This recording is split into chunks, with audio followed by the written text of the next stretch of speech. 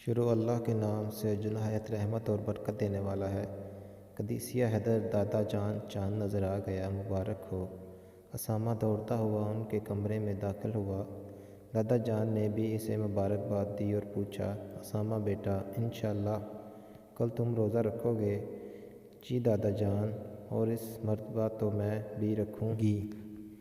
یسری نے کمرے میں داخل ہوتے ہوئے کہا، جی ہاں بالکل۔ دادا جان نے دونوں بچوں کو محبت کے ساتھ دیکھتے ہوئے کہا، بچوں روزہ رکھنے کا بہت ثواب ہے۔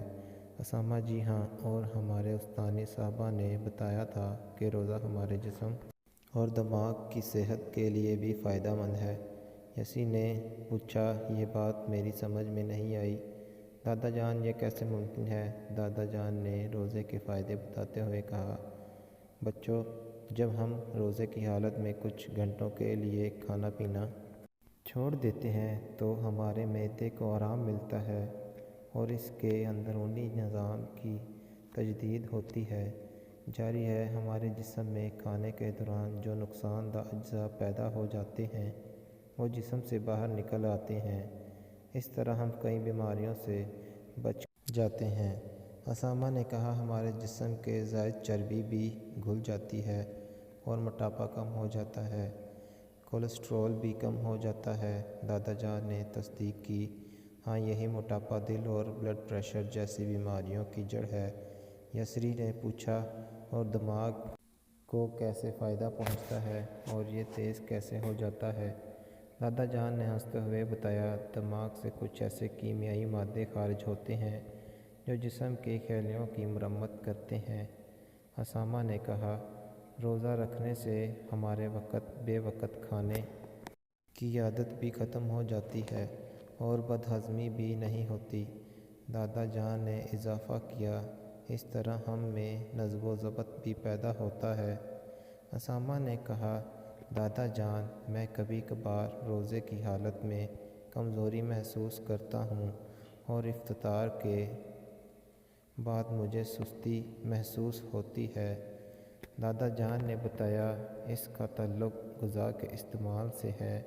اگر سحری میں توانائی بخش اور افطار میں سادہ اور ہلکی غذا کھائی جائے تو یہ شکایت نہیں ہوگی۔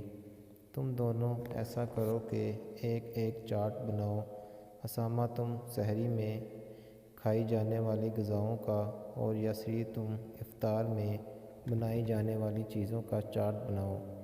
دونوں بچے چارٹ بنانے چلے گئے اور تھوڑی دیر میں چارٹ بنا لائے۔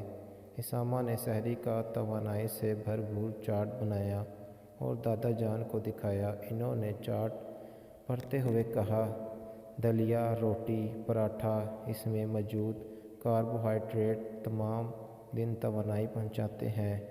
انڈا، کباب، قیمہ، اس سے پروٹین اور کیلشیم ملتی ہے۔ دودھ، دہی، لسی، پانی، ان چیزوں سے جسم کو طاقت اور توانائی کے ساتھ پانی کی کمی پوری ہوتی ہے۔ یسری بیٹی، کیا تمہارا چارٹ تیار ہے؟ یسری نے اپنا چارٹ آگے بڑھایا، یہ دیکھیں دادا جان۔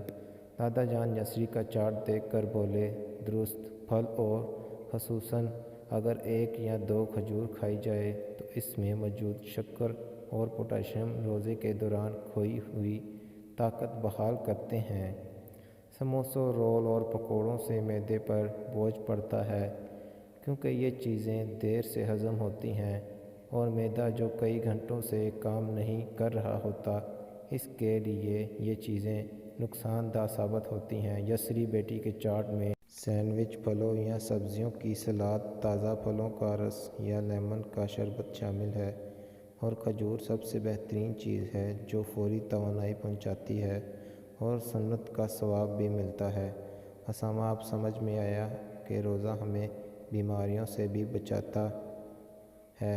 دادا جان بولے، ماشاءاللہ، تم نے بالکل درست کہا۔ اب تم دونوں سونے کی تیاری کرو تاکہ سحری میں آسانی سے جاگ سکو۔